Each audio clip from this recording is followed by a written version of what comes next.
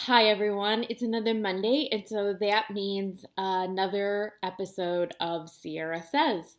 And this week, what I want to talk about is, are you a mooch magnet? And when I talk about mooch, I'm not talking about the kind that is involved in the latest Trump escapade. What I am talking about is the kind of mooch that is someone that not only just continuously takes from you, but frankly expects that you're just going to keep giving. And when I'm talking about this today, I'm not talking about simply the person that just always expects you to pay when you go out for dinner, conveniently forgets their wallet, or wants to, have you completely and totally support them financially. I'm talking about also the way that some of us give way too much of ourselves without ever taking anything in return or without being able to receive from an emotional and mental standpoint, as well as just the physical and financial. So, I hear this from a lot of people. Primarily women, but I certainly know plenty of men also that feel like they continuously get caught up in this pattern of always being with people that are sort of using them. And I use the term use in quotes because I personally could say on some level that maybe that's a pattern that I have fallen into in the past. But the reality of the situation is that on some level I was making that choice. And when I really look at it and when I've worked through it over a very long time period, I know that there's been certain layers to it. So on some levels, I was being this incredible overgiver and therefore attracting into my life people, not just romantic partners, but friends as well, that were constantly in this state of, I don't want to say even taking from me, because I was giving it up.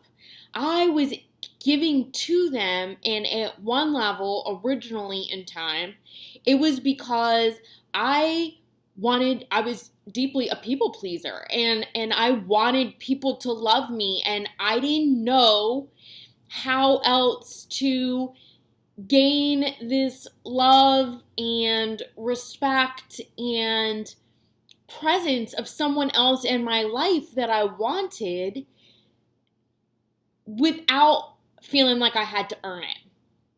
And how do we earn but we give of ourselves? And this is a topic that I know all too well, and I think I now have mastered all the ins and outs of, because I was over giving in a completely sacrificing and totally self-compromising to the point of my own physical, emotional, and mental burnout in romantic relationships, in friendships, in work situations. I had to learn how to have people in my life that I didn't feel like I had to earn their love, affection, attention, respect, money, right? From a work perspective, I felt like I constantly had to be over compensating of myself and completely 100% dedicated. And I did this in romantic relationships as well.